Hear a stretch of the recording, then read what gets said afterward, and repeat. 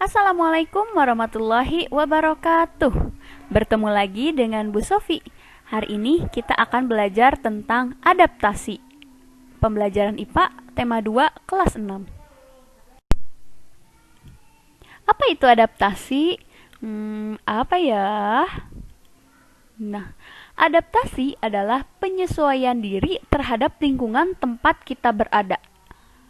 Nah, supaya bisa bertahan hidup dengan baik di lingkungan tertentu, semua makhluk hidup harus pintar menyesuaikan diri. Begitu juga dengan hewan. Yuk kita cari tahu bagaimana cara hewan beradaptasi. Hewan beradaptasi dengan 3 cara. Itu tergantung pada jenis lingkungan yang ada di sekitar mereka. Yang pertama yaitu morfologi. Yang kedua yaitu fisiologi. Dan yang terakhir yaitu tingkah laku. Jadi yang pertama adaptasi morfologi, yang kedua adaptasi fisiologi, dan yang terakhir adalah adaptasi tingkah laku. Nah, sekarang kita belajar tentang adaptasi morfologi dulu ya.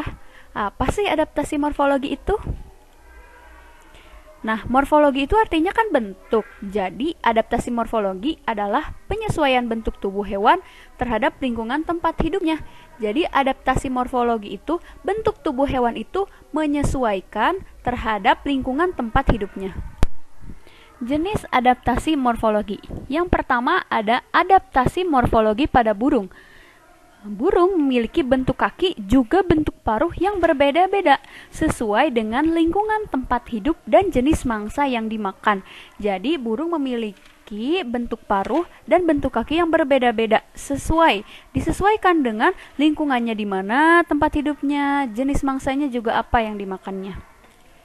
Selanjutnya ada adaptasi morfologi pada serangga. Adaptasi morfologi pada serangga dapat dilihat dari bentuk mulut yang berbeda-beda. Bentuk mulut pada serangga berbeda-beda ya. Sesuai apa? Sesuai dengan jenis makanannya. Yang terakhir ada adaptasi morfologi pada unta. Lingkungan tempat tinggal unta adalah di gurun pasir yang panas dan gersang. Bentuk dan susunan tubuh unta sesuai dengan keadaan alam di gurun pasir. Yang pertama yang akan kita bahas adalah adaptasi morfologi pada burung. Burung memiliki jenis paruh yang beda-beda, tergantung jenis makanannya dan lingkungan tempat tinggalnya. Nah, kita lihat yang pertama contohnya seperti hewan itik. Itik jenis makanannya adalah ikan, cacing, dan lain sebagainya. Maka paruhnya pun seperti sudu dan pangkal bergerigi berguna untuk menyaring makanan dari air dan lumpur. Berbeda lagi dengan elang. Elang karena jenis makanannya ular, ayam, kelinci, maka paruhnya pun tajam, kuat, runcing, dan agak membengkok. Gunanya untuk mengoyak makanan yang berupa daging. Yang ketiga ada pipit. Burung pipit jenis makanannya adalah biji-bijian. Maka paruhnya pun pendek, tebal, dan runcing untuk memecah biji-bijian seperti padi. Nah, yang keempat ada burung pelatuk. Burung pelatuk jenis makanannya adalah serangga. Paruhnya pun runcing agak panjang untuk memahat kayu pohon dan menangkap serangga di dalamnya. Yang kelima ada burung pelikan. Burung pelikan jenis makanannya adalah ikan. Paruh panjang dan berkantong besar pada bagian bawah untuk menyimpan ikan yang telah ditangkapnya. Yang terakhir ada ayam. Ayam jenis makanannya adalah biji-bijian dan cacing. Paruhnya pun pendek, tebal, dan runcing. Selanjutnya, jenis kakinya. Jenis kaki burung pun berbeda-beda tergantung tempat tinggalnya dan jenis makanannya. Nah, contohnya di sini ada bentuk kaki burung pejalan kaki. Ciri-cirinya adalah memiliki 3 jari yang menghadap ke depan dan 1 jari bagian belakang tidak tumbuh sempurna. Contohnya ada pada ayam dan burung unta. Kemudian ada juga bentuk kaki burung parenang. Burung yang suka berenang. Nah, ciri-cirinya jari kakinya itu berselaput. Nah, berguna untuk berenang. Contohnya seperti itik dan angsa.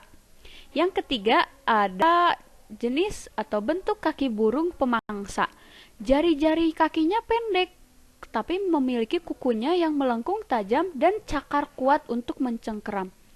Nah, contohnya pada burung elang dan raja wali.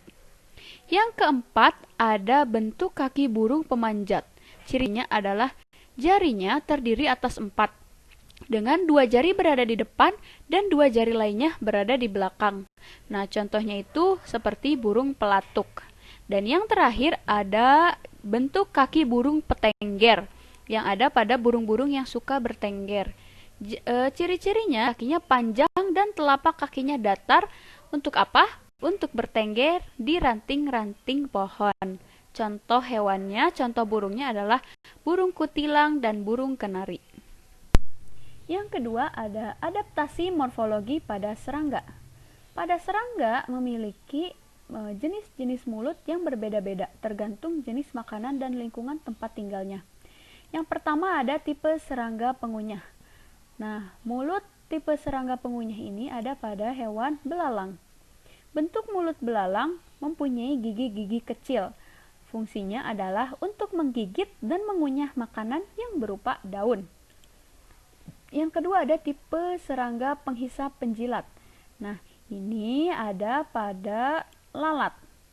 Lalat mempunyai mulut berupa alat penyerap yang mirip seperti spons atau gabus, berfungsi untuk menyerap makanan terutama yang berupa cairan. Nah, yang ketiga ada tipe serangga penghisap. Mulut tipe serangga penghisap ini ada pada kupu-kupu. Bentuk mulut kupu-kupu berupa alat penghisap, berfungsi untuk menghisap sari madu atau nektar pada bunga. Yang terakhir ada tipe serangga penghisap penusuk. Nah, ini ada pada nyamuk. Bentuk mulut nyamuk berupa tabung panjang dan runcing sebagai alat penusuk dan penghisap, berfungsi untuk menghisap makanan dari mangsanya berupa darah dari manusia dan hewan lainnya. Yang terakhir ada adaptasi morfologi pada unta. Punuk unta. Punuk unta mampu menyimpan cadangan makanan ketika unta tidak bisa menemukan makanan di gurun pasir. Kemudian, lambung unta juga mampu menyimpan cadangan air. Jadi, unta ketika tidak bisa menemukan air, unta masih bisa hidup.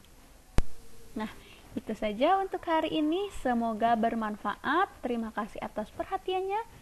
Sampai bertemu di video selanjutnya. Wassalamualaikum warahmatullahi wabarakatuh.